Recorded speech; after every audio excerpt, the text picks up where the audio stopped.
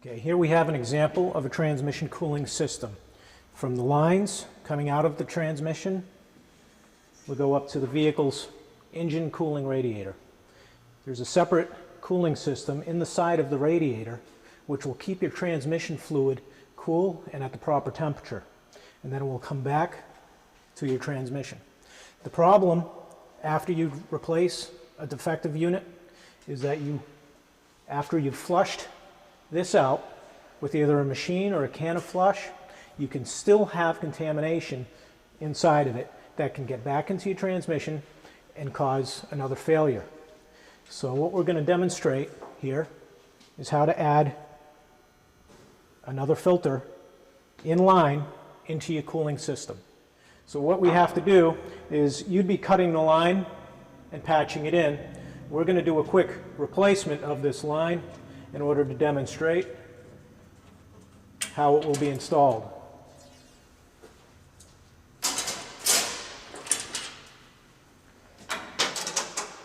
You can flare the ends of the tube slightly in order to allow the hose to better seal. The last thing that you want is to create a new leak.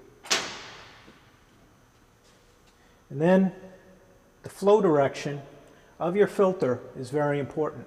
You want to make sure that you get the correct direction returning to the unit so that you do not create other problems. They're designed for flow in one direction. You want to be careful that you do not create any new leaks in the system, because that can ruin your new transmission. You always want to put it on the return line. Here it's coming out to the radiator, then it's going to return, again checking the correct direction of the flow. So you have to make sure that on the transmission that you have, you are putting it on the correct line. And it will vary depending on which transmission that you have, whether it's an upper or lower, or a front or rear line.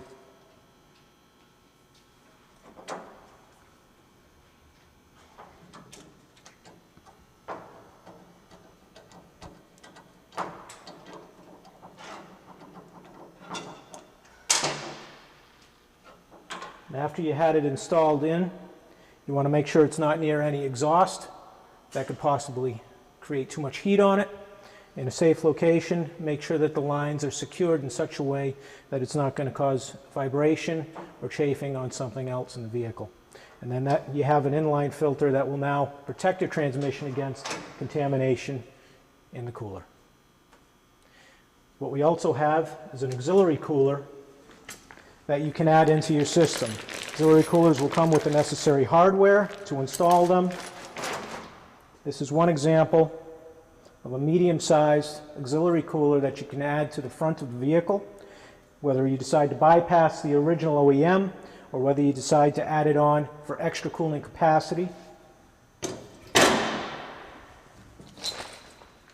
We have another example. These are both medium-sized, approximately 18,000 pound vehicle rating. If you bypass your OEM, you should use double capacity for your cooling system that you add in. If your prior transmission failed to the point where you do not feel comfortable with the original unit, or you don't get enough flow afterwards, which if you disconnect your line, engine running, you should get approximately 1 quart every 15 seconds returning to the transmission. If you do not have that, then you would have a restriction in your cooling system, and you may want to think about replacing your radiator to ensure the safety of your new unit.